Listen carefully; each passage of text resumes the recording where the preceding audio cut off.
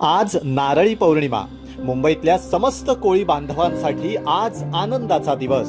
मुंबईचे मूळ भूमिपुत्र असलेल्या कोळी बांधवांच्या हक्कांचं रक्षण करण्यासाठी आणि मुंबईतील ऐतिहासिक कोळी वाड्यांचा सर्वांगीण विकास करण्यासाठी शिवसेनेचे मुख्य नेते आणि उपमुख्यमंत्री माननीय एकनाथजी शिंदे यांनी त्यांच्या मुख्यमंत्री पदाच्या कार्यकाळात अनेक महत्त्वपूर्ण निर्णय घेतले। मुंबईच्या जडणघडणीत कोळी संस्कृतीचं मोठं योगदान राहिलंय।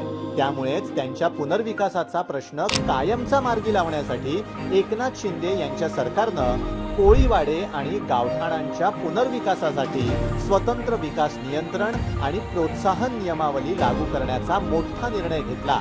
या कोळीवाड्यांना झोपडपट्टी घोषित न करता त्यांचे ऐतिहासिक अस्तित्व टिकवून हक्काची घरं देण्याचं धोरणच तेव्हा शिवसेना महायुती सरकारनं स्वीकारलं। त्याचबरोबर असाच एक सर्वात मोठा आणि धाडसी निर्णय मुंबई कोस्टल रोड प्रकल्पादरम्यान वरळी कोळीवाड्यातल्या मच्छीमारांसाठी एकनाथ शिंदे साहेबांनी घेतला।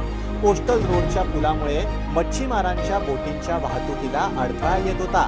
मुंबईतील स्थानिक कोळी बांधवांची ही अडचण समजून घेत एकनाथ शिंदे यांनी पुलाच्या 2 पिलर मधलं अंतर 60 मीटरवरनं थेट 120 मीटर करण्याचा ऐतिहासिक निर्णय घेतला, ज्यामुळे स्थानिक मच्छीमारांच्या रोजगारावर कोणतीही टाच आली नाही। कोस्टल रोडच्या कामामुळे ज्या मच्छीमारांच्या व्यवसायावर तात्पुरता परिणाम झाला होता त्यांना मत्स्य व्यवसाय विभागामार्फत आर्थिक नुकसान भरपाई मंजूर करण्यात आली।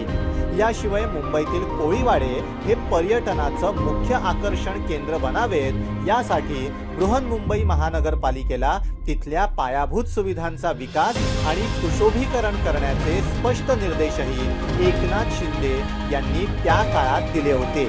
कोळी संस्कृतीची ओळख जगभरात पोहोचावी आणि स्थानिक महिलांना रोजगाराच्या संधी मिळाव्यात यासाठी कोळीवाड्यांमध्ये अधिकृत खाद्य महोत्सवाचं आयोजन करण्याचं स्वतंत्र धोरण आखण्यात आलं। पुनर्विकासाच्या दृष्टीनं सायन कोळीवाडा परिसरातील सिंधी निर्वासितांच्या 25 जुन्या आणि मोडकळी झालेल्या इमारतींचा पुनर्विकास करण्याचा निर्णय एकनाथ शिंदे साहेब मुख्यमंत्री असतानाच मंत्रिमंडळ बैठकीत घेण्यात आला होता।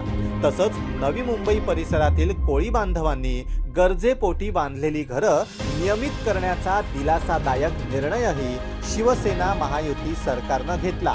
ऐरोली इथे कोळी समाजाच्या सांस्कृतिक आणि सामाजिक चळवळीसाठी भव्य कोळी भवन उभारण्याचा निर्णय घेऊन त्याचं भूमिपूजन स्वतः एकनाथ शिंदे साहेबांच्या हस्ते करण्यात आलं। एकनाथ शिंदे साहेबांनी कायमच कोळी बांधवांच्या हिताचे निर्णय घेण्यासाठी पुढाकार घेतला। आगरी कोळी बांधव मुंबईतले आद्य नागरिक असल्यामुळे त्यांच्यासाठी कायमच एकनाथ शिंदे साहेब आग्रही राहिलेत। म्हणूनच त्यांनी घेतलेले हे सगळे निर्णय मुंबईतील कोळी समाजाला मुख्य प्रवाहात आणण्यासाठी आणि त्यांच्या संस्कृतीचं जतन करण्यासाठी मैलाचा दगड ठरले।